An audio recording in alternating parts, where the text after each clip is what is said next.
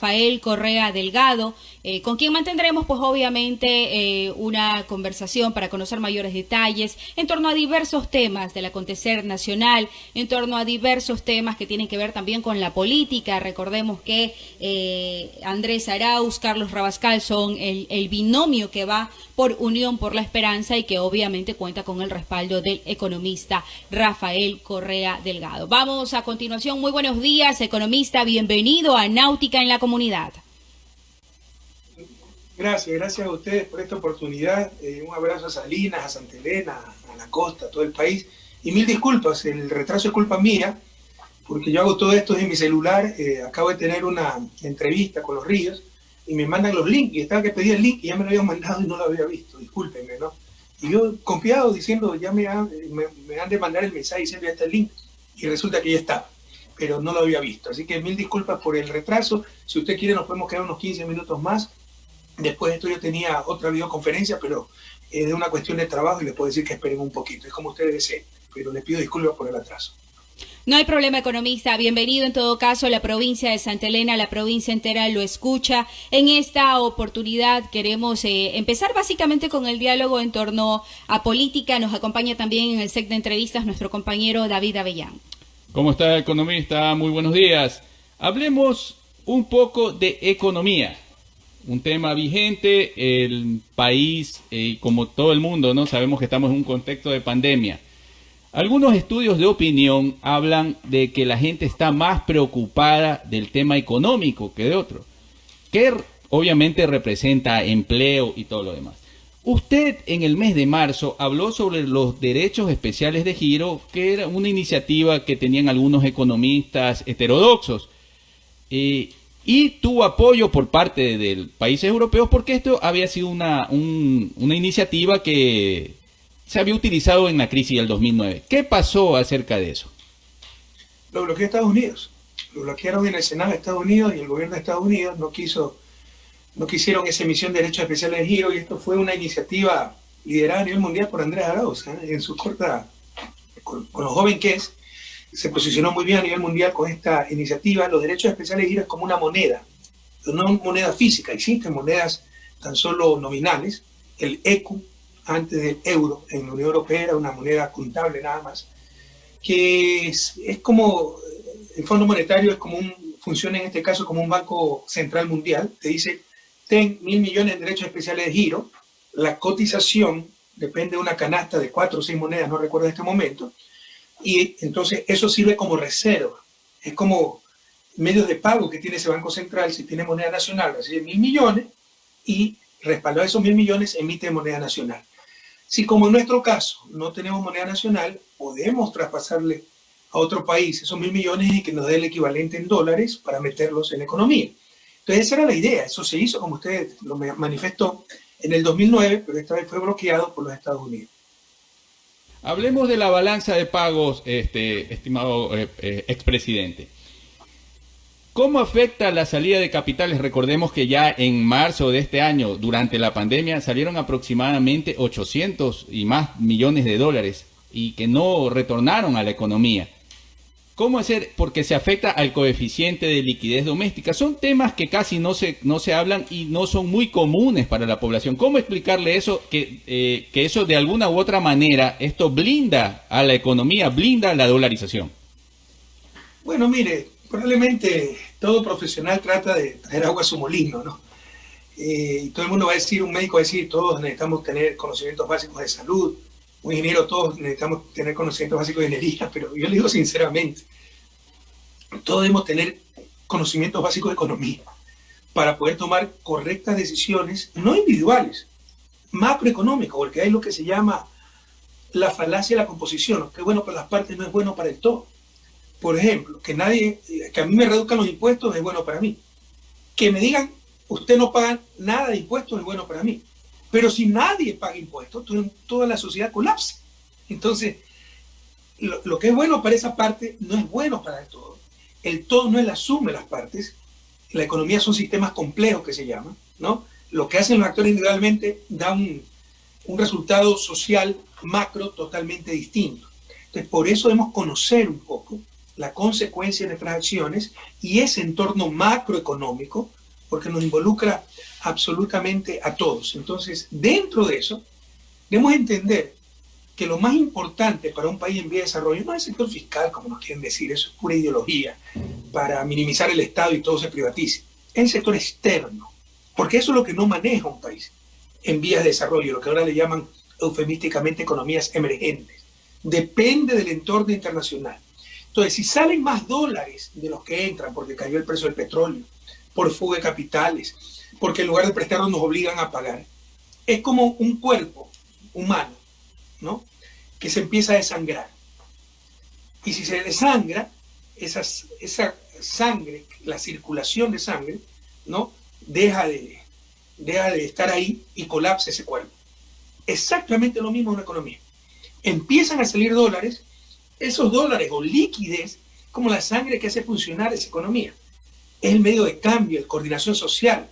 O sea, el salario que gana un trabajador, con eso va a comprar pan a la tienda.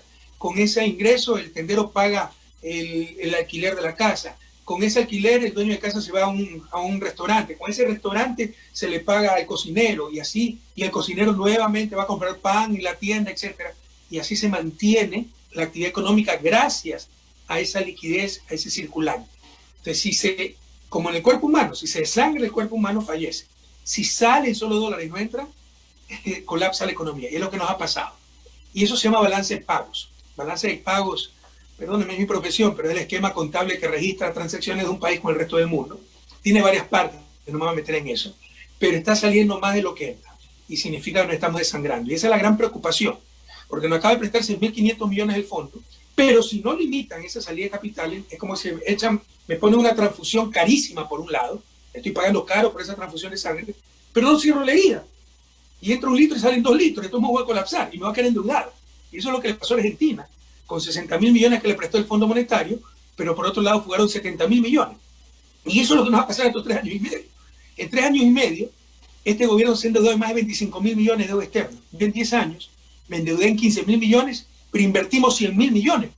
Es como que si tenemos una nueva casa de $100.000 y solo vemos 15.000. Tremendo logro. Acá nos hemos endeudado en 25.000 millones y no han puesto un adoquín. Tampoco hay más reservas. No hay otra. ¿Dónde está esa plata? Afuera. Entonces están metiendo plata para que salga por otro lado, fuga de capitales. Finalmente el país se queda endeudado, la economía al borde del colapso y la plata afuera. Estas cosas debemos saberlas como ciudadanos para saber tomar adecuadas decisiones. Economista, referente al tema y específicamente en torno al Fondo Monetario Internacional, una de las condiciones del Fondo Monetario Internacional es que se suba el IVA y el gobierno nacional actualmente ha dicho de que aparentemente no se va a subir, cuando dentro de los lineamientos está pues que obviamente debería subirse el impuesto al valor agregado. Y usted habla también del endeudamiento que ha tenido el país. A estas alturas del camino, con esta crisis, con esta pandemia y con un montón de deudas que tiene el Estado ecuatoriano, ¿sería complicado que un nuevo gobierno pueda asumir este país? Básicamente, ¿qué es lo que considera usted en torno a este tema para quien quiera que llegue? No podemos subestimar la situación. Y no se trata aquí de correísmo, anticorreísmo, se trata de evidencia. Cuando decíamos esto nos acusaban de fake news, acuérdense. Pero para ponerle un ejemplo, tal vez usted era demasiado joven, pero sus padres se han de acordar, el 99, cuando nos confiscaron los depósitos, cuando centenas de miles de ecuatorianos tuvieron que salir por todos los medios en esa tragedia llamada migración, exiliados de la pobreza, la economía en el 99, cuando el país colapsó, decreció 5.4%. Ahora vamos a decrecer el doble, 11%. Lo dice el acuerdo con el Fondo Monetario, pero no lo publica. Es la crisis más grave de la historia del país, además de la crisis sanitaria. Entonces la situación es extremadamente delicada. No es momento de improvisar, no es momento de jugar. Estamos decidiendo nuestra propia supervivencia. El próximo gobierno no va a recibir, un país va a recibir ruinas. No podemos apostar por aventureros que se creen chamanes, místicos, cuando todo es una farsa, ¿no? Ni siquiera son indígenas. No podemos arriesgarnos con un banquero que ha cogobernado y que es candidato al siglo pasado, del principio de los 90, pueden ver que ha sido de todo, ¿no? gobernador, director de la Comisión de Tránsito, asesor, embajador ad honores, ministro de Economía y todas esas cosas. Tenemos que ir a la segura, porque está en juego la propia supervivencia de la patria. Necesitamos aplicar políticas que ya se sabe que funcionaron y con gente preparada, ¿no? Si es posible, yo sé que no es únicamente, pero si es posible, economistas con preparación profesional en las mejores universidades, como es Andrés Arauz, que estudió en la Universidad de Michigan, es economista y matemático, tiene maestría en la Flaxo, es doctorante en la Universidad Autónoma de México, y el propio Carlos Rabascal, que es ingeniero comercial de la Católica de Guayaquil, empresario el mismo, periodista, ¿no? No podemos arriesgar. Pero además, usted ha dicho que el gobierno niega lo del IVA, pero sí está en el acuerdo con el fondo. Y lo peor es que suben el IVA, 3 puntos, para el próximo gobierno, le dejan esa bomba de tiempo al próximo gobierno. Por eso el próximo gobierno debe estar muy bien planteado, debe tener personalidad, no el servilismo de esta gente, para renegociar ese acuerdo con el fondo, porque no se puede cumplir, es imposible cumplir. Y mejor que no se cumple, porque estalla la economía. Porque por un lado nos suben 3 puntos el IVA, pero por otro lado exigen reducir 3.000 millones de gasto público. O sea, no regresa esa plata a la economía en función de obra pública, inversión pública, carretera, colegios, servicios públicos, mejores salarios. No. Entonces, si recogen más plata y al mismo tiempo reducen más gastos, ¿dónde se ve esa plata? Afuera. Y todo es para garantizar el pago de deuda, pero se llama eso políticas de austeridad que hacen explotar a los países y no bien. En todo esto hay ejemplos. Vean el caso de Grecia. 10 años siguiendo esa política de austeridad y todavía no sale de la crisis de hace una década. Entonces hay que estar muy atentos con esto. El próximo gobierno tiene que renegociar ese acuerdo con el Fondo Monetario Internacional. Economista, usted que acaba de indicar que es importante retomar algunas políticas que ya se ejecutaron, que ya se colocaron en funcionamiento, ¿como cuáles? ¿Qué tipo de políticas deberían de regresar, deberían de aplicarse de nuevo en el país? El principal deber de un gobierno no es que lo aplaude el Fondo Monetario. Como dicen los jóvenes, perdónenme la expresión, pero los jóvenes que nos están escuchando lo entienden. Al Fondo Monetario le importa 3 cantimploras, el Ecuador y los ecuatorianos. Pregúntele a uno de estos burócratas del Fondo Monetario dónde queda Ecuador y le va a decir en África. Le interesa garantizar el pago de la deuda. El Fondo Monetario está ahí para garantizar los intereses del capital financiero internacional y aplicar la política exterior de Estados Unidos, que es defender esos intereses y la economía de mercado. Eso no lo digo yo, hay estudios. El propio Estados Unidos ordenó una comisión del Congreso, la comisión Metzler, para averiguar que Clinton estaba bypaseando al Congreso y aplicando política exterior por medio del Fondo Monetario. Y la comisión Metzler dice sí, la comisión dice sí, es verdad. Pero la gran conclusión era, estaban bravísimos, no porque utilicen el Fondo Monetario como instrumento de política exterior, no, sino porque no le habían pedido autorización al Congreso, ¿no? Entonces aquí no hay ningún misterio ni nada por el estilo. A esta gente le interesa, con el Fondo Monetario, es garantizar el pago de la deuda externa y los intereses del capital financiero internacional. Entonces, ¿cuáles son las políticas que hay que aplicar? No la que nos aplaude el fondo, que tiene otros intereses. El principal deber de un gobierno es proteger la producción y el empleo nacional, y lo han destruido. Por el boboaperturismo, reducción de aranceles, el sálvese quien pueda, la competencia, cuando tenemos que competir con China que paga $1 de salario. O al interior también la competencia, cuando hay gente de 400 libras peleando contra gente de 50 libras. Pues, para ellos, competencia es que no haya árbitros, o sea, son absurdos. Tiene que haber correcta regulación, protección de nuestra producción, promoción del empleo, protección del empleo nacional. Lo dije hace un momento también. Otra cosa inmediata, evitar la fuga de capitales. Y esa fuga de divisas viene por tener aranceles más altos. Estos señores los eliminaron o los redujeron grandemente. Por tener un impuesto de salida de divisas. Estos señores flexibilizaron la salida de divisas para que los banqueros que gobiernan puedan sacar su plata más fácilmente. Entonces tenemos que mantener esa liquidez dentro del país, proteger la producción y el empleo nacional. Y le podría enumerar una serie de políticas, podríamos pasar 3-4 horas hablando de esto, pero ¿sabe qué? El problema básico es político. Mientras los que nos gobiernen tengan sus intereses propios, estén en función de sus negocios, seguiremos teniendo esta política, porque mientras la mayoría pierde, hay gente que está ganando. Los banqueros en el 2019 ya decreció la economía de 2019, o creció 0, pero rompieron récord en utilidad y van a tener utilidad también este año.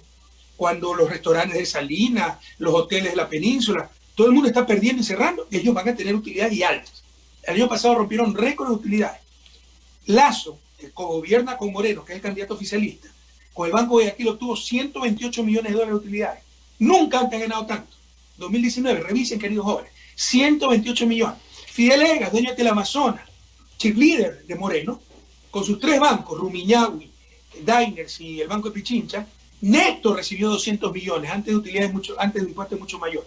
200 millones en utilidades. Entonces, mientras todo el mundo está quebrando, hay gente que está ganando porque están gobernando para sus negocios. Entonces, podemos hablar 6 meses aquí de cuestiones técnicas, pero el punto inicial es recuperar el poder para las grandes mayorías, para hacer políticas públicas en función de ese agricultor, en función de ese pescador, en función de ese trabajador, y no en función de unos cuantos banqueros e importadores. Economista Correa, sí. ¿Cómo recuperamos esa capacidad de consumo cuando tenemos, según cifras oficiales, las últimas, el 32% de empleo adecuado? Es decir, de cada 10 ecuatorianos de la población económicamente activa, apenas 3 tienen un empleo adecuado y ha subido casi 8 puntos en estos años el nivel de pobreza. ¿Cómo hacer en ese campo? Es un campo minado, un campo complejo. Bueno, depende de qué pobreza, ¿no? La pobreza absoluta, la miseria se ha triplicado. Nosotros vamos a casi 7% y está cerca del 20%. Eso es criminal, realmente criminal. Esa es la pobreza extrema. ¿Cómo se define pobreza extrema? Cuando ni siquiera hay garantía para reproducir la vida, es decir, ni siquiera te puedes alimentar bien. En todo caso, también en cuanto a empleo, ahí hay un poco un problema semántico, ¿no? Empleo adecuado significa que todo el resto es inadecuado, no necesariamente. O sea, empleo parcial, que se le llama no adecuado, porque lo deseable sería que esa persona trabaje 100% del tiempo, pero si él no lo quiere hacer, no es que está en una situación de privación. Pero sí, hay un problema grave con el empleo. Y también te quiero decir otra cosa. El empleo adecuado muchas veces en el sector informal, ¿no? Y no necesariamente esa gente en el sector informal gana menos que el mínimo. Hay algunos que ganan más del mínimo, pero es empleo inadecuado por otras condiciones. Pero hay un problema grave de ese empleo. Y aquí el razonamiento del que te decía hace un momento. El momento en que votas empleados públicos, o sea, todos los organismos internacionales, el propio Fondo Monetario, pero la CEPAL, Banco Mundial, BID, dijeron lo principal, conservar el empleo. Y viene este irresponsable de Moreno, y lo primero que hace es votar empleados públicos, además de atrasar sueldos y salarios. Averigüen como periodistas cuándo se atrasó el sueldo y salario de Moreno, o de Martínez. Porque por último, si no puedo pagar salarios a tiempo, como alguna vez casi nos sucede, porque nunca nos atrasamos en 10 años, ni con terremotos, pero una vez vino el ministro de Finanzas a decirme, no vamos a poder pagar salarios a tiempo. Y le dije, está bien, algunas veces sucede, pero los últimos en cobrar somos los de la presidencia y los del Ministerio de Finanzas, y pagaron salarios a tiempo. Vaya, vean pues si se les ha atrasado alguna vez. Vaya a ver si ha dejado de cobrar pues 2 o 3 sueldos, como discapacitado, como es vicepresidente, como presidente. Entonces da una indignación.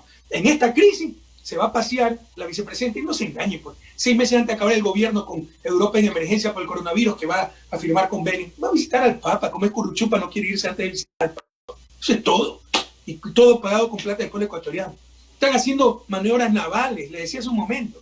¿Cuánto cuesta una hora de navegación de uno de esos buques? Entonces no es que no hay plata, claro, hay un problema, no vamos a negar. Sí hay un problema de dinero, pero está pésimamente administrado, pésimamente asignado. Entonces, bueno, se me fue la idea principal. ¿Por qué te estaba diciendo todo esto? Economista, referente al tema empleo, básicamente. Pero déjame acabar la respuesta. ¿Cuál fue la pregunta exactamente? Era sobre el nivel, cómo recuperar esos niveles de consumo. Ya me acordé. Entonces, cuando tú despides a un empleado, no es que solamente perjudica a esa gente, que es criminal, porque generar desempleo en esta crisis, en un país sin adecuado seguro de desempleo, porque hay liberaloides que dicen, no, en Estados Unidos tú puedes despedir a la gente. Sí, pero anda a ver pues el subsidio de desempleo que tiene, como en Europa. Yo también te digo, flexibilicemos, podamos votar gente, despedir gente más fácilmente, pero les ponemos pues los subsidios de desempleo que tienen como Europa y Estados Unidos. De eso no hablo. Entonces, cuando tú despides a alguien, ya es grave a nivel personal de ese ciudadano, porque lo mandas a la miseria, en una situación peor de crisis como la que estamos viendo. Pero además tiene un impacto macroeconómico, que es lo que te decía hace un momento. Ese tipo va a dejar de consumir, va a dejar de comprar en la tienda, con eso el tendero va a tener que, no va a tener para pagarle el arriendo. Sin ese arriendo, el dueño de casa no va a tener para ir al restaurante, y el restaurante tendrá que cerrar, despedir trabajadores, y el círculo vicioso aumenta. Era lo último que había que hacer lo decía la CEPAL, Fondo Monetario, Banco Mundial, y estos irresponsables fueron lo primero que hicieron. Entonces, se trata de recuperar empleo, no se puede hacer milagro, pero sí te aseguro que se puede hacer mucho mejor de lo que han hecho estos tipos.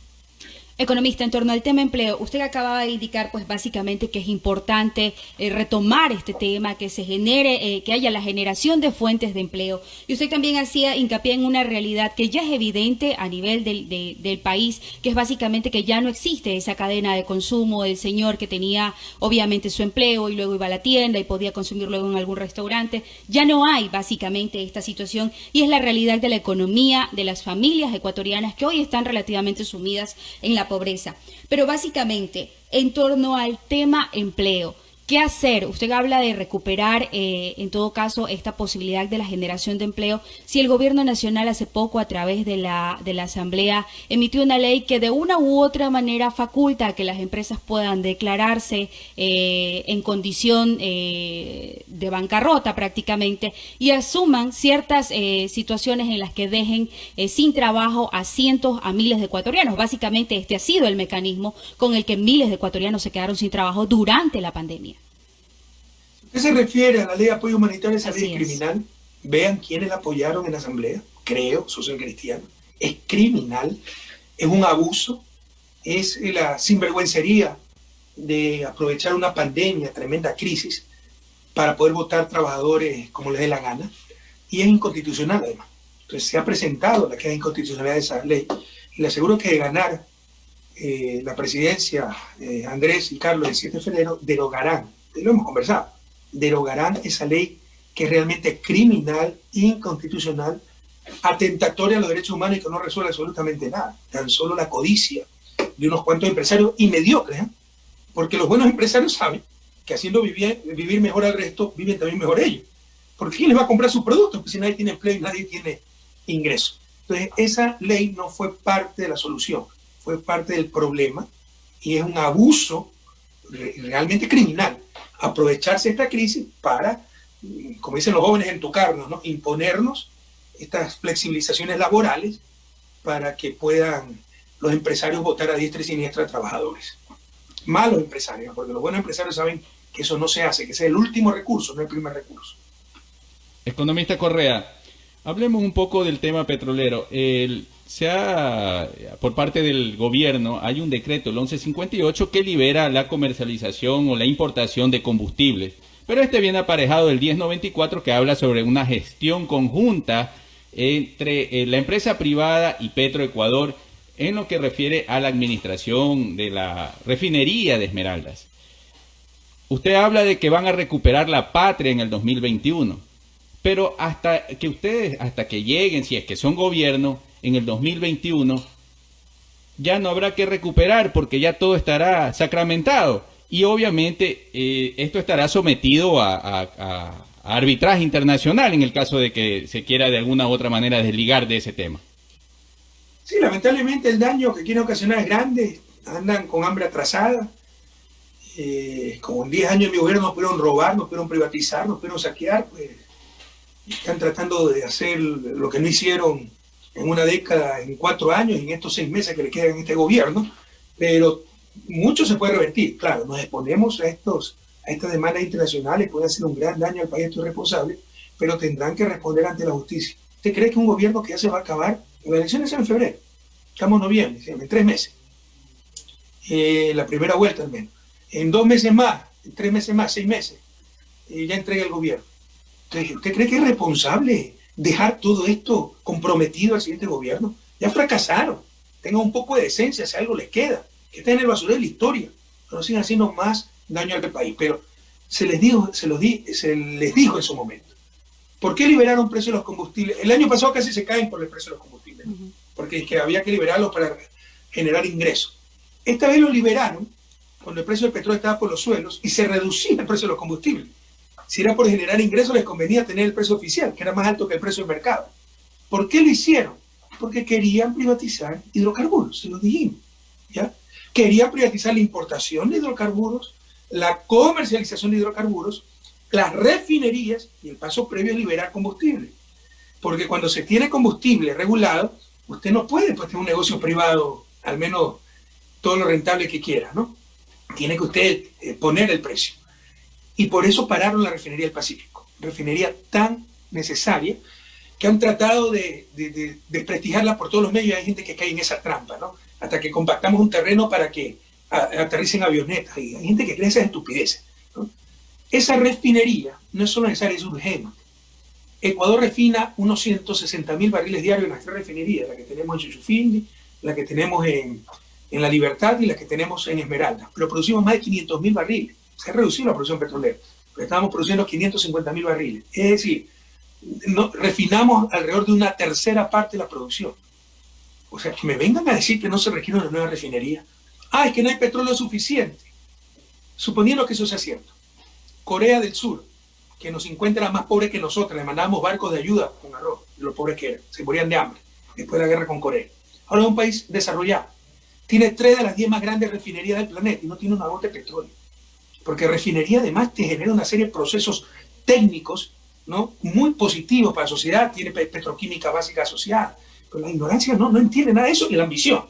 Entonces, pero además si hay petróleo, el ITT, si antes era necesaria esa refinería, ahora es urgente.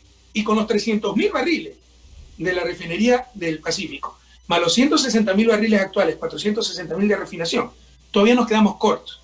¿Por qué bloquearon esa refinería? Porque dicen que todo está mal, cuando al inicio dijeron que había 7 interesados, recuerden, revisen los videos de Carlos Pérez, el ministro de Hidrocarburos, porque quieren privatizar también eso.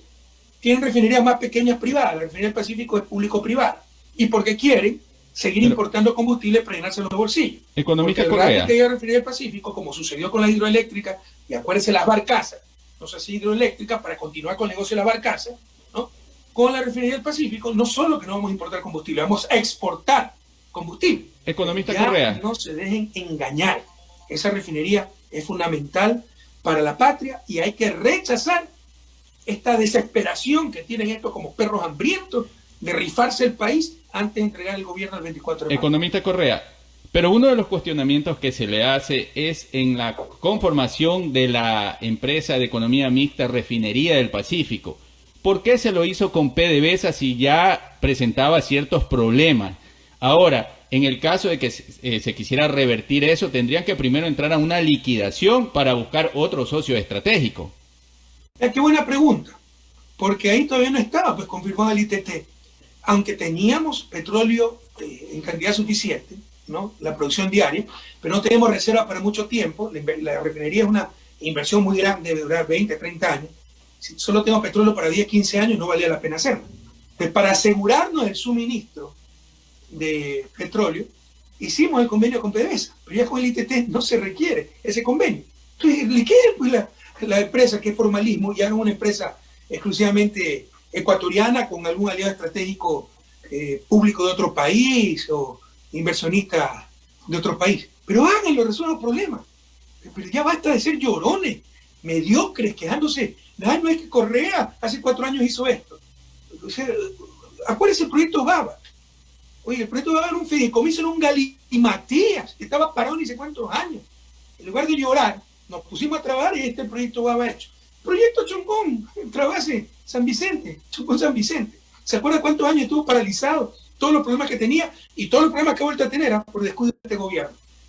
Nos eligen no para llorar, no para ser mediocre, no para ser cobarde, sino para resolver problemas. Peor aún, un tipo como Moreno, que estuvo 10 años en la cúpula de mi gobierno y sabía muy bien la realidad de las cosas. Y sabía muy bien por qué se había hecho así la refinería del Pacífico. Y si ya no era necesaria la alianza con PDVSA, bueno, desháganlo, ya hagan una buena alianza. ¿Cuál es el problema? Economista, entrando un poco a temas locales en torno a la provincia de Santa Elena, usted que hace poco hablaba del proyecto Chongón San Vicente y recientemente la provincia de Santa Elena estuvo a punto de sufrir un desabastecimiento precisamente por algunos de lo que usted señala descuidos por parte de el aparato, en todo caso estatal. Sin embargo, recordemos que durante su periodo se ejecutó una obra en la represa Leoncito, una obra que efectivamente fue inaugurada, se trajeron grupos de bombas, pero esa obra desde inclusive su periodo no está en funcionamiento. Puede ser, puede que encuentre muchas otras obras así, pero de las decenas de miles que hicimos, el que nunca lava un plato nunca rompe ninguno, pero si usted lava 1000 platos por día se va a romper alguno de vez en cuando. Entonces seguramente va a encontrar muchos ejemplos, pero ni siquiera tengo en el radar esa presa, y habría que preguntarse si es el gobierno central o del municipio, los gobiernos locales, porque otra cosa es importante que sepa. Todo el mundo elude responsabilidades, y como yo era un presidente que asumía todo, le daba incentivos para eludir responsabilidades porque sabía que finalmente iba a hacer yo las cosas para que no sufra la población. Pero el agua potable es responsabilidad constitucional exclusiva de los gobiernos locales. Revisen, artículos 263, 264 de la Constitución de la República. Entonces habría que ver en manos de quién está esa represa. Y si está en manos del gobierno central, bueno, pues resuelvan el problema. Pero en principio, el agua potable es responsabilidad exclusiva, dice la Constitución. Se lo va a hacer ver, de los gobiernos locales. Efectivamente, el agua potable es responsabilidad exclusiva de los gobiernos locales, pero recordemos que básicamente... el número, porque no encuentro ese número. Ya me voy a acordar el número. Presa Leoncito, efectivamente, es una presa que está ubicada en la zona de la parroquia Simón Bolívar, que buscaba en este caso dotar de agua para riego a toda la zona de Julio Moreno, y básicamente se quedó en eso. Recientemente, por un tema emergente, lo que se hizo fue un poco desaguar lo que había en Leoncito para poder abastecer en parte a, en este caso, la presa El Azúcar, porque teníamos bajos niveles. Pero en el caso puntual de Leoncito sí sería ideal, expresidente, que se pueda revisar la situación. El agua potable es responsabilidad de gobiernos locales, es 263, ¿no? 264. Los gobiernos municipales tendrán las siguientes competencias exclusivas, sin prejuicio de otras que determine la ley. Esto es importante, porque hay demasiada irresponsabilidad, demasiada mediocridad, y el que ayuda pierde.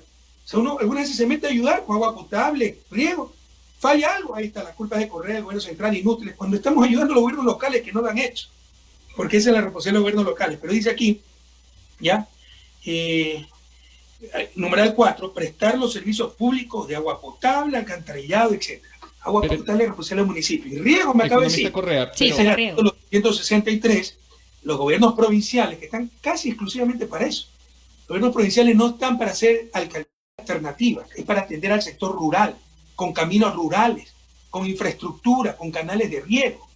Los gobiernos provinciales tendrán las siguientes competencias exclusivas, que aquí dice. Economista Correa. Numeral 5, planificar, construir, operar y mantener sistemas de riego. En todo caso hay que ver de quién es la presa Leoncito, hay que resolver el problema. Economista Correa, pero recordemos que la provincia de Santa Elena es deficitaria en agua cruda. Nosotros, es decir, en otras palabras, para entenderse mejor, importamos el agua desde Daule, desde Chongón. Entonces, nosotros aquí no tenemos vertientes que nos nutran de agua. Lo que hacen los municipios, obviamente, a través de una empresa mancomunada, es la potabilización y la distribución. No, aquí dice garantizar el servicio de agua potable. Lo garantizan, el tema es que nosotros somos deficitarios en agua cruda. En Santa Elena, como en Manabí, que no tienen agua de vertiente, y esa cosa, de acuerdo. Busquen ayuda, estamos todos dispuestos a ayudar, pero no eludan pues la responsabilidad. Y deben ser los primeros en buscar soluciones, no es estar quejándose y decir, no, es que el gobierno no me hizo esto.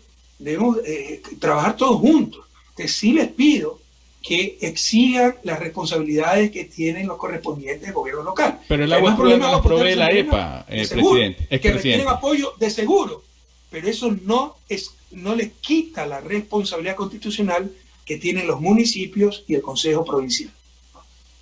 Bueno, estamos hablando de que básicamente habría que generar una reforma en torno al tema de la competencia, porque insistimos en el tema, ¿no? EPA, efectivamente, que es un organismo estatal, es quien nos dota de agua. Nosotros, usted lo acaba de decir, no poseemos básicamente agua como tal y somos dependientes del mismo tema. Por eso es que hacemos hincapié en que es básicamente algo que debe garantizarnos el Estado. De hecho, estamos precisamente en esa situación en la que se busca la posibilidad en la que se pueda bombear el agua que necesita la provincia de Santa Elena para no quedarse desabastecida.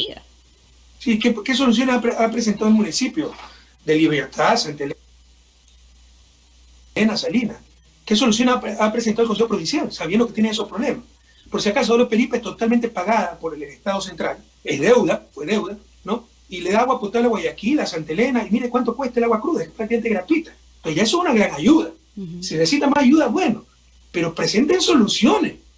Pero muchas veces solo se presentan quejas como que si es la responsabilidad del otro. No, la responsabilidad principal es de los municipios, por escasez de agua que haya. Es del municipio, de los municipios y del gobierno provincial. Pero quizás, economista Correa, ya las han presentado y el nivel burocrático hace que eso se trabe. Bueno, presente pruebas de eso y reclame a los burócratas, pero presenten pues pruebas, si primero de quién es la presa Leoncito, ojalá pueda averiguar si hay alguien que nos escucha, puede llamar por teléfono y confirmar si es del gobierno central, gobierno local, cuándo dejó de funcionar, y qué soluciones pues han presentado para la presa Leoncito. Claro, gobierno central básicamente. Recuerdo claramente que fue en su gobierno, mi estimado economista. Economista, una cosa que le haga el gobierno central, otra cosa que sea del gobierno central.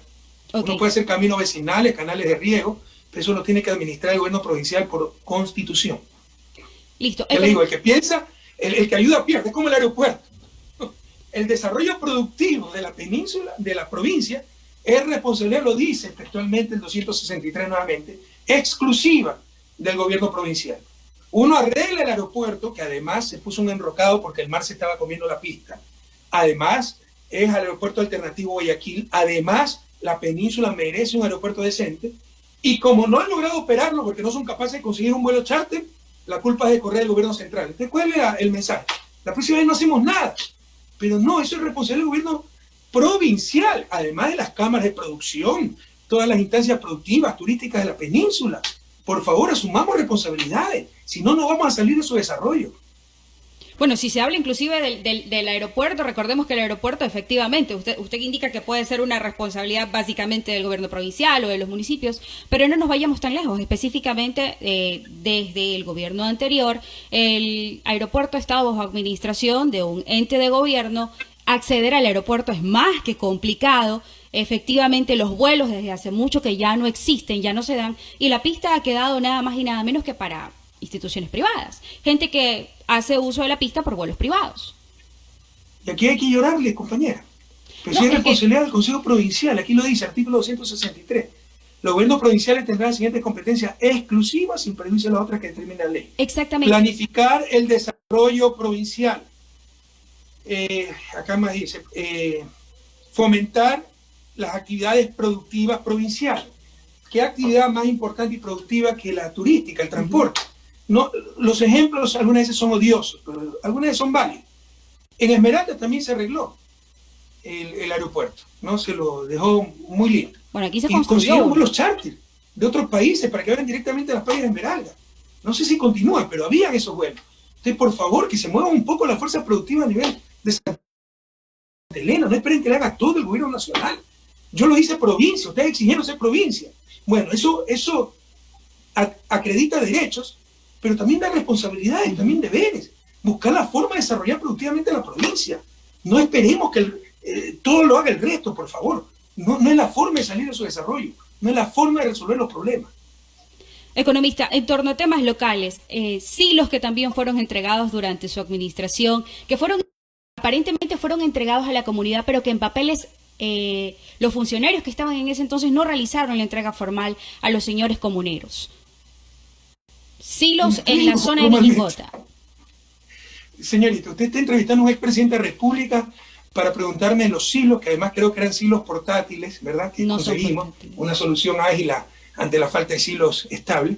Para las comunidades de Santa Elena, que pasó, son muy importantes, ¿sí?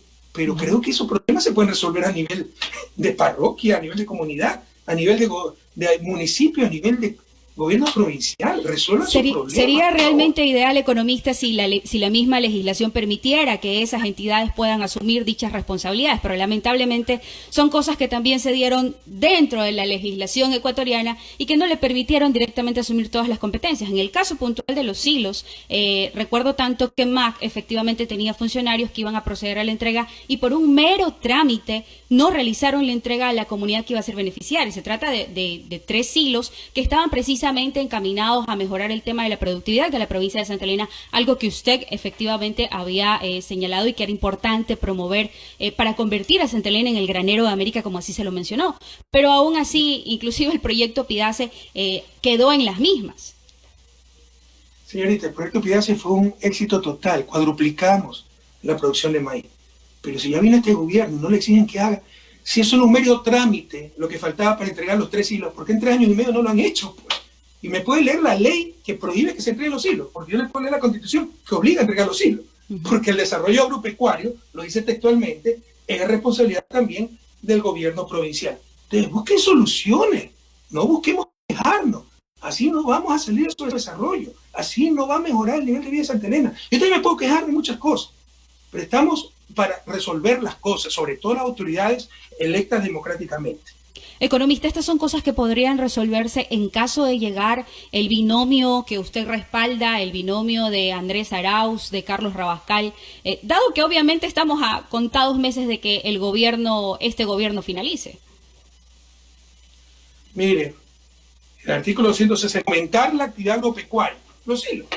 Entonces, no solo que la ley no lo impide, obliga a que eso pase a la provincia, y por supuesto que se va a resolver estos problemas. Pero de seguro, porque no es que vamos a cambiar de la noche a la mañana la burocracia, habrán 3 hilos que no se empleen en alguna comunidad por la incompetencia burocrática. Pero no tenemos que quedarnos en esos problemas, sino ver cómo los resolvemos. Economista Correa, ahora vamos al tema político. En lo provincial, ¿cómo obviamente UNES representa algunos movimientos que se han unido en torno a la candidatura del economista Arauz? Pero a nivel nacional, no solo en la provincia, hubo ciertas divisiones en el momento que se nombraron a los candidatos. ¿Cómo se escogió a los candidatos de la provincia de Santa Elena? ¿En torno a qué? Pero sáqueme una inquietud a mí. ¿Por qué dijo la compañera que el problema de la vía de acceso al aeropuerto? ¿Hay algún problema con la vía de acceso? No, la vía de acceso no. Nunca se mencionó el tema de la vía de acceso, economista. Le entendí mal, entonces el acceso me dijo algo así. No hay problemas en la vía de acceso al aeropuerto. Está abandonado, sí, economista, pero bueno. ¿Está abandonado por quién? ¿Por los malvados del gobierno central, los malvados de Guaya? ¿O por las autoridades de Santa Elena que no los ponen a producir y operar? Pero pues, definamos responsabilidades. ¿Para qué se hacen elegir prefectos, alcaldes? Para después problemas. Yo hubiera querido tener como alcalde tremendo aeropuerto y sacarle el mayor provecho. Pero lo tienen ahí abandonado y la culpa es del gobierno. No, la culpa es de las autoridades de Santa Elena. No eludamos responsabilidad. La culpa es de los sectores productivos de Santa Elena, que deberían presentar propuestas, sobre todo el sector turístico, para aprovechar ese aeropuerto. ¿Ok? Hablemos claro esas cosas. Bueno, sobre su pregunta, mire, siempre va a haber descontento cuando se eligen candidatos. Por supuesto, siempre va a ser la peor decisión si no le eligieron a él, a la persona que se queja. Esa es la manera un poco de discernir quiénes están realmente por un sueño, por un proyecto o por ambiciones propias. Respeto mucho esas ambiciones propias, pero están en el lugar equivocado. Aquí todos estamos peor en esta crisis por un proyecto, recuperar ese sueño, recuperar la patria. Y contestando concretamente a su pregunta, ¿cómo se eligieron los candidatos de Santa Elena? De acuerdo al reglamento, pero recuerde usted, es muy fácil ver los toros de lejos, que estábamos con lista 5 y nos la eliminaron la lista 5. De milagro nos abrió las puertas listas 1, de milagro. Si no nos abrió las puertas listas 1, no estaríamos aquí, no estaríamos participando. E hicimos las primarias de acuerdo al estatuto de listas 1, ¿no? Y teníamos compromiso con lista 5, por ejemplo, la segunda candidata, ¿no? Naranjo, es propuesta por lista 5. Teníamos compromiso y pese a que ya no participamos con lista 5, nosotros no somos mercaderes de la política y respetamos todos esos acuerdos. Y también lista 1 nos pidió algunas cosas. Entonces, es fácil ver los toros de lejos, pero hemos tenido que trabajar, ¿no? con las restricciones que implica depender de otras listas, lista 5, lista 1, nuestro propio movimiento, otros grupos que existen en la provincia cercanos, ¿no? Grupos empresariales que también hay que traerlos, pero además una serie de restricciones que puso el Consejo Nacional Electoral que finalmente no le hizo respetar a los otros, pero si nosotros le incumplíamos, nos eliminaban. Por ejemplo, que se haya votado, si usted quiere ser candidato por Santa Elena, debió votar en Santa Elena. Así haya nacido en Santa Elena, vivió en Santa Elena, votó en Guayaquil, ya no podía ser candidato. 25% de menores de 30 años. Alternabilidad hombre-mujer. Todas esas cosas pues, hay que conciliar para poder preparar las listas. Entonces, siempre va a haber inconforme. Pero esa gente que no ha entendido en qué momento está, ¿no? Respetamos mucho, los queremos mucho, pero creo que está en el lugar equivocado. Economista Correa. Es el momento de la unidad y saber que tenemos que recuperar la patria el próximo 7 de febrero. Economista Correa, en torno a lo político, a lo electoral, a lo político-electoral, hace unas semanas atrás, el Santiago Pérez, de Clima Social, dio unos estudios de opinión en los que la candidata presidencial de Listas 35 tenía una intención de voto de casi el 5%. ¿Usted cree que esto del ir y venir, de que ha tenido Lista 5, que fue 35 y ahora pertenece a otra agrupación, política, ¿no cree que esos votos la gente todavía está un poco confundida? De seguro. Si no, no tendría más de 0.5, 10 veces menos, de seguro, y ese es uno de los desafíos, y eso es lo que buscaban. Nos robaron lista 35, no nos permitieron inscribir como partido propio, participamos en el 2019 con lista 5, le ganamos las elecciones, eliminaron lista 5, ahora nos abre las puertas lista 1, pero mucha gente no sabe eso. Y después de 10 años de ganarles todo con lista 35, que algún día recuperaremos, mucha gente, sobre todo en el campo, cree que somos lista 35. Entonces ese es el trabajo, en estos 100 días que nos quedan, informar de que somos listas 1. Todos somos 1. No somos 35, somos listas 1. Probablemente seamos 1-5 si nos devuelven lista 5, no sabemos. Todavía nos tienen esperando, esa es la estrategia para no dejarnos avanzar. No va a ser lista 5-1, ¿no? Para que nos identifiquen más fácilmente 1-5 y sobre todo porque 5-1 parece marcador MLE Barcelona. Va a ser 1, sobre todo es suficiente que sepan que va a ser listas 1. Entonces ese es nuestro trabajo, ese es uno de los grandes desafíos, informar a la gente de aquí al 7 de febrero que somos listas 1. Todos somos listas 1. Economista, en caso de ganar el binomio UNIS, ¿cuánto será el nivel de influencia, de su influencia sobre Andrés Arauz en el periodo que tendría como presidente? Altísimo. ¿No es que yo domino las organizaciones criminales, incluso las organizaciones criminales, por medio de influjo psíquico? Desde acá en Bélgica, con mi influjo psíquico, seguramente gobernaré en lugar de Andrés. De ganar las elecciones es cierto, hemos escuchado algunos candidatos a nivel local que están hablando, más que nada la segunda candidata a la Asamblea, que indicó que era posible que se convocara de nuevo una constituyente, economista. No excluimos eso porque el daño es enorme, las trampas que han hecho, por ejemplo. Bueno, se les dijo, ¿no? Y yo le agradezco mucho a Santa Elena y prácticamente empatamos en la consulta popular luchando contra todo, ¿no? Eran 36 movimientos políticos y sociales contra nosotros solos. La campaña empezó el 4 de enero del 2018, yo llegué el 5 de enero recién a organizar equipo de campaña, publicidad. Nos censuraron la publicidad, toda la estrategia publicitaria de ellos nos la censuraron. Tuvimos que improvisar y aún así le sacamos el 37% solitos. Pero con esa consulta popular asaltaron el país. Además nos quedamos cortos. Ya era un golpe de Estado la consulta popular, la pregunta 3. Poder destituir 150 autoridades de control, cuando eso es competencia exclusiva de la Asamblea por medio de juicio político. Pero nos quedamos cortos, porque de repente un Trujillo, un político fracasado que lo pusieron ahí, se declaró emperador. Dijo que sus decisiones estaban sobre la Constitución. Y en vez de mandarlo al manicomio, la prensa lo apoyó y la politiquería lo apoyó. Y ahí están las consecuencias, estamos llorando lágrimas de sangre. Se repartieron el país, tenemos los peores al mando de todo, Consejo de la Judicatura, una concuñada de Moreno, Consejo Nacional Electoral, todo. Pero además destituyeron la Corte Constitucional, lo cual no existe en la Constitución. Declararon 6 meses de vacancia y pusieron a los mediocres que están ahora serviles totalmente a la derecha del neoliberalismo. Entonces con eso el próximo gobierno no va a poder gobernar. Para remediar eso de la forma más rápida, más eficaz, lo mejor sería una constituyente. Hay que ver si se dan las condiciones políticas, pero por lo menos debemos tener una mayoría contundente en la Asamblea. Por favor, no se olviden, está en juego la propia patria. Todo debe ser lista 1. El que le diga, no, yo soy correísta, pero voy a votar por Andrés y por Carlos, pero no por la asambleísta de Santa Elena, no está con nosotros, no entendió nada. Economista Correa. El que está con nosotros, tiene sentido de patria, sabe que debe ser todo uno, porque necesitamos también esa mayoría en la Asamblea. Economista Correa, pero ¿cómo usted en el 2017 le solicitó a sus votantes que lo hagan por Lenín Moreno?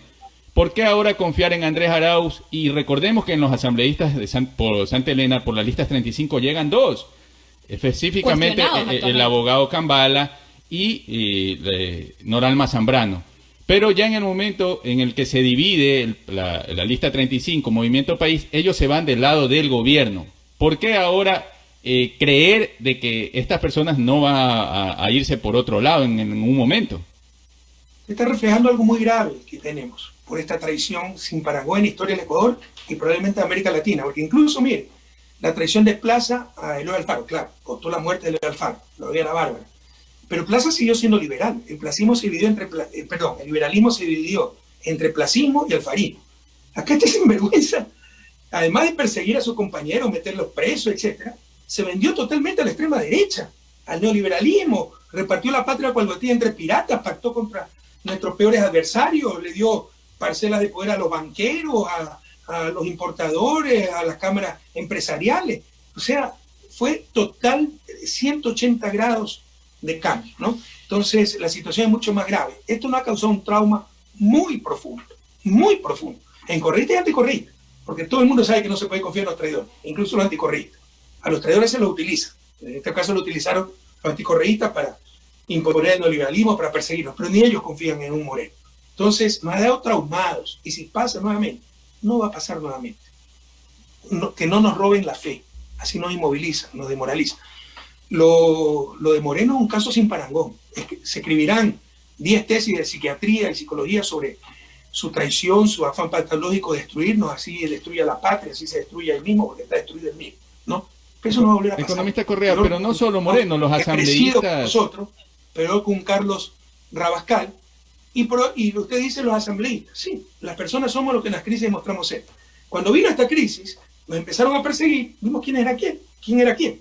Los 32 que se quedaron en el bloque de Revolución Ciudadana nunca han estado con reparto de hospitales, con carnés falsos de discapacidad. Son los que se quedaron con el gobierno por un mendrugo. Por ejemplo, esta señora que llegó, que ha recibido puestos en el hospital de Anconcito, corrupta completa, ¿no? Entonces ahí vemos quién es quién. Ah, usted dice, pero era corrupta, sí, pero con nosotros no se atrevía. ¿Cómo íbamos a hacer que era corrupta si con nosotros no se atrevía? Cuando viene la crisis, ahí es que se vende el mejor postor, y es una cosa positiva de esta crisis. Ya sabemos quién es quién. Ok, economista, sin alejarnos del tema de la constituyente, básicamente, ¿qué cambios son los que se propondrían? Bueno, revertir todo lo que hicieron, pues de golpe. Por ejemplo, Corte Constitucional. Usted sabe que la Corte Constitucional le puede derogar decretos al presidente, o sea, puede impedir que gobierne el presidente. Y eso está lleno de odiadores contra mí, pero también de gente totalmente vinculada a grupos de poder, a Estados Unidos y todo eso, entregar una patria. Puede bajarse leyes, o sea, si tengan mayoría en la asamblea, no puede legislar. La Corte Constitucional es un poder inmenso y han puesto a dedos serviles, incompetentes, mediocres, para mantener el poder independientemente de quién gane las próximas elecciones. Eso en concreto, pero por ejemplo las leyes que hemos hablado, de apoyo humanitario, todas esas en paquete, mucho más ágilmente, se pueden revisar, se pueden retomar las anteriores instituciones y probablemente hacer alguna que otra reforma constitucional.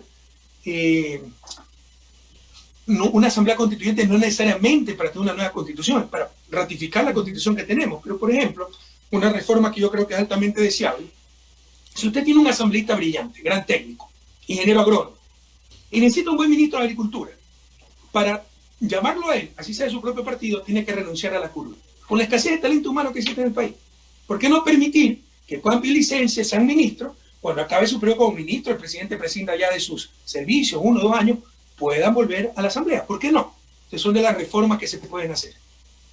Economista Correa, ya que tocó el tema de la agricultura, usted en algunas entrevistas hacía reflexión y hacía un mea culpa de que piensa, todavía sigue creyendo de que se pudo haber hecho más en agricultura, faltó más apoyo al tema agrícola. Siempre se puede hacer más en agricultura, en industria, en turismo, en salud, en educación. Siempre se puede hacer más.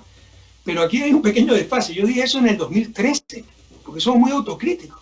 Y dije, estamos en deuda, no hemos avanzado como en otros sectores. Sí hemos avanzado en agricultura, pero no como en otros sectores. Y vamos a poner especial énfasis en este nuevo periodo en agricultura. Y fue exactamente lo que hicimos. Pero estamos hablando del 2013, cuando dije eso. De ahí pasó 2013 a 2017, el nuevo periodo de gobierno, en que pusimos mucho empeño en agricultura. Los avances fueron históricos. Por ejemplo, se eliminó la fiebre aftosa. Eso ya en la ganadería, ¿no? En el sector agropecuario estoy hablando. Eso ya nos permitiría ser exportadores de carne. Ya estábamos en ese proceso.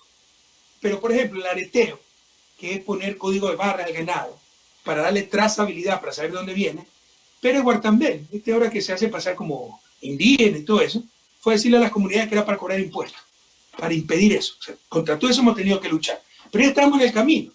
Pero para exportar carne, el primer paso era eliminar fiebre aftosa. Tenía que ser trazabilidad del ganado, pero tenía que tener cadenas de frío, encontrar mercado, etc. No se siguió con esos esfuerzos. Entonces, siempre se puede hacer más. Pero en el segundo periodo, tercer periodo, 2013-2017, avanzamos muchísimo en el campo agropecuario. Por supuesto que hay mucho más que hacer. ¿Por qué nunca se trabajó en una reforma agraria, que es uno de los cuestionamientos que hacen los sectores agrícolas? ¿Quién le dijo que no se hizo una reforma agraria? Pero una reforma agraria inteligente, no la de los 60, cuando para evitar los latifundios se cayó en un mal igual o peor, los minifundios, que no permiten tener productividad. Pero por supuesto que se hizo reforma agraria, se dieron decenas de miles de títulos de tierra, se dieron tierra a las comunidades, siempre estuvimos del lado de los campesinos, tanta tierra abandonada que había, reserva militar en el sur, 16.000 hectáreas, se la dieron a las cooperativas agrícolas. Por supuesto que sí hubo una reforma agraria, no como en los 60, donde había todo por hacer, pero una reforma agraria importante e inteligente sobre todo. Otro de los cuestionamientos fue a su ministro de Agricultura en aquella época, que estuvo un largo tiempo, se me fue el nombre en este momento. Javier Ponce. Ajá, Javier Ponce, exactamente. Y porque siempre se cuestionaba desde sectores agrícolas de que él era poeta, él no era un técnico. Pero qué crítica, ¿no? Él empezó su carrera pública en el Ministerio de Agricultura, pero con ese argumento ha habido economistas que son ministros de salud y ha habido ministros de economía, como en Brasil, que han sido médicos, que tampoco pueden serlo. O sea, me parece un argumento sin sustento. Y yo creo que Javier Ponce fue un gran ministro y de hecho lo adoraba, sobre todo los pequeños agricultores, los pequeños ganaderos. No sé de dónde venga esa crítica, pero su evaluación era extremadamente alta. Fue un gran ministro. Economista, en torno a la situación que refiere básicamente cuando fue llamado a declarar por el supuesto tema de homicidio en el 30S, en el conocido 30 de septiembre, usted fue convocado a declarar para el día 27 de octubre. Detalles en torno a esta situación y en torno a los juicios que básicamente está enfrentando. Ni siquiera tengo los detalles. Yo me enteré de ese juicio porque me mandaron esa convocatoria, que parece que la han mandado ayer, de madrugada, y ni nos enteramos. Le preguntaron en una entrevista y va a reír su versión hoy día. ¿Qué versión? Y después recibo un mensaje de mi abogado que le ha llegado de madrugada esto, rompiendo la ley. Porque yo estoy, y lo sabe la fiscalía, porque ya lo ha hecho de otra forma, cumpliendo la ley en ocasiones anteriores. Ya se les ha dicho. Yo estoy bajo la jurisdicción del Estado belga. No es que pueden llamarme a declarar directamente, tienen que pasar por la Cancillería belga, hay convenios internacionales, hay leyes internacionales. Y cuando le da la gana lo hacen, y cuando le da la gana no lo hacen. Así de mediocre en estos momentos la Fiscalía y en general el sistema de justicia ecuatoriano. Acabamos de actualizar los casos que tenemos. Yo les había dicho que eran 34, en realidad son 35. 3 durante mi gobierno, pero 32 del 2017. Yo me levanto cada día para ver de qué cosas más me han acusado. Entonces, soy secuestrador, soy homicida, dirijo una organización criminal dedicada a los sobornos, soy piloto porque manejé mal el avión presidencial, cuántas cosas más, ¿no? Créanme que ni Al Capone, el Pinochet y el Chapo Guzmán juntos han tenido tantos juicios, han podido hacer tantas cosas malas como supuestamente he hecho yo. Es increíble, ¿quién puede creer esa tontería? ¿Se considera usted un perseguido político? Pero es obvio, pues no solo soy yo, pues la Interpol 3 veces la ha rechazado, ya la rechazó la tercera vez, pero todavía no lo van a conocer. El pedido de alerta roja y por atentar a los derechos humanos. ¿Sabes lo que significa eso? Lo dice la policía, no es que lo dice ni jueces, la policía, porque Interpol es una policía internacional. México, después de 40 años, vuelve a dar asilo político. Cuando usted da asilo político a alguien, está reconociendo que es un perseguido político. Desde la dictadura de Pinochet no daba asilo político a México. Argentina recibió a María Duarte, otra vez condenada en el caso Soborno en su embajada, porque está reconociendo que es una payasada el caso Soborno y que es una perseguida política. La CIDH otorgó medidas cautelares, usted sabe que la CIDH no nos quiere mucho. Pese a eso, otorgó medidas cautelares a Jorge Glass, que no la ha cumplido el gobierno, porque reconoce que son perseguidos políticos. Lo único que se pueden creer, que aquí no hay persecución política, sino que por influjo psíquico. Yo dirigí a una organización criminal, son los odiadores que ya son fanáticos y superen ese fanatismo, porque se hacen daño a ellos mismos. Y es momento de unir toda la fuerza para sacar adelante el país. Economista Correa, en el plano internacional, el tema de las elecciones en Estados Unidos. Ayer escuchaba a un analista y consultor político que decía que él hace estudios de las últimas 3 campañas presidenciales en Estados Unidos. Más, no tocan ni a Brasil, que es un gigante dentro de Sudamérica, dentro de América Latina. Dice, y a quien un poco por ahí lo miran de reojo es a México. En el caso de que triunfe Biden, como está claramente, se puede determinarse un triunfo hoy, ¿Cómo serían las relaciones? ¿Cuál tendrían que ser, dentro de su experiencia como ex gobernante, cuáles serían las relaciones del Ecuador con Estados Unidos? De mutuo respeto, si nosotros somos gobierno, pero no de sumisión, como ha sido con Moreno. Recuerde que hasta volvieron a base militar, ¿no? Ahora en Galápagos, Diego Jarrín, que ese era el portaaviones natural. O sea, que vengan los gringos a utilizar Galápagos como base militar. Mire al embajador de Estados Unidos, felicita en público delante de la policía a la ministra de la Policía, ministra de Interior, y eso lo publica, pero el telégrafo como gran logro. Ya me imagino a Ivonne Baki, nuestra embajadora en Estados Unidos, felicitando al secretario del Tesoro, al secretario de Estado de Estados Unidos por su buen trabajo. Se la mandan al manicomio. Es algo horroroso, es algo horroroso. Entonces va a ser las relaciones del mejor nivel, como siempre, pero en un marco de respeto bilateral. Yo no creo que la política internacional de Estados Unidos, particularmente hacia América Latina, cambie mucho. Eso incluso va más allá de la voluntad de cada presidente. Es una maquinaria que tiene inercia propia. Entonces, ¿por qué quiere que gane Biden? Porque sí, la persona es importante. Y frente a Trump, pues Biden es un gran candidato, o sea, una buena persona. No tengo por qué dudar de él. Ha tenido una vida muy dura. Pero Trump es un amoral, pues, codicioso, que por alcanzar sus metas no le importa nada, inescrupuloso, cree en la política del todo vale. Entonces, a nivel personal, mire los mensajes que transmite, xenófobo, que el muro en la frontera. Entonces, a ese nivel, pues Biden es mucho mejor. Pero a nivel de política internacional, no es que va a cambiar mucho, sobre todo la política internacional hacia América Latina. ¿Qué le dicen los triunfos de la prueba en Chile y el triunfo del economista Luis Arce en Bolivia? ¿Usted cree que eso se podría repetir en Ecuador? ¿Usted cree que se dan las condiciones en el Ecuador como en Bolivia? Sin confiarnos un solo instante,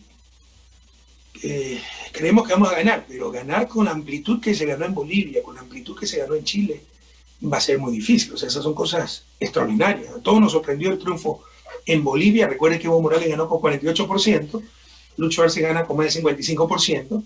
Evo Morales le gritaron fraude, sobre todo este irresponsable de Almagro y la derecha criminal boliviana, porque ganó con más del 10%, Arce acaba de ganar con más del 25%.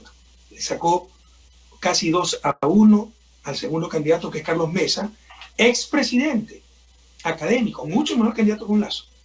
Entonces, nosotros estamos muy esperanzados, con ayuda de Dios y del pueblo ecuatoriano, de poder ganar, pero repetir esos resultados de Bolivia no es muy fácil, ni tampoco lo del plebiscito en Chile, donde ha ganado casi 80% la voluntad del pueblo chileno de aplastar y deshacerse de una vez por todas de la terrible constitución que le dejó Pinochet. Correcto, economista. Muchas gracias por su valioso aporte para el debate público. Queremos agradecerle desde los estudios de Radio Náutica acá en la provincia de Santa Elena. Cada vez que me hablan de náutica y provincia de Santa Elena, me dan una gana de ceviche. Caramba, bueno, un inmenso abrazo a todos y gracias por esta entrevista. A cuidarse, que la pandemia sigue. La crisis es muy dura, pero hay luz al final del túnel. Que nos roben todo menos la esperanza, compañeros. Juntos saldremos adelante. Un inmenso abrazo a todas y a todos. A usted, economista, muchísimas gracias por permitirnos dialogar, dado que también estamos ya próximos a los 13 años de provincialización. Usted hace poco pues recordaba el hecho de que logramos ser provincia, específicamente ya un 7 de noviembre en la Gaceta Oficial, cuando aparecimos, y es importante, ¿no? La provincia de Santa Elena está ya a poco de esta. De pronto quisiera usted expresar también su saludo a la provincia de Santa Elena ya en estos 13 años, aprovechar un momentito más el espacio. Con todo gusto, ya grabé un saludito porque iba a ser una celebración, pero sí, felicitaciones, pero recordarles, puede que caiga antipático, pero debemos decir, los políticos responsables debemos decir lo correcto, no lo que más conviene. Recuerden que ser provincia implica derechos y deberes, y los principales responsables del progreso y desarrollo de la provincia son los mismos peninsulares y sus autoridades. Siempre estaremos dispuestos, cuando fui presidente lo demostré, a apoyar, a respaldar, pero no podemos eludir responsabilidades, hacer cada quien lo que le corresponde. Pero felicitaciones, Santa Elena, en tus fiestas de provincialización, y bueno, cómo hemos avanzado, cómo avanzó Santa Elena en esos 10 años de Revolución Ciudadana. Esperamos que avancen muchísimo más. Un abrazo a los hermanos del pueblo Huancavilca, queridos peninsulares. Saludos a todos. Muchísimas gracias, economista Rafael Correa, y a toda la audiencia de Radio Náutica. Esta ha sido la entrevista con el expresidente de la República, economista Rafael Correa Delgado.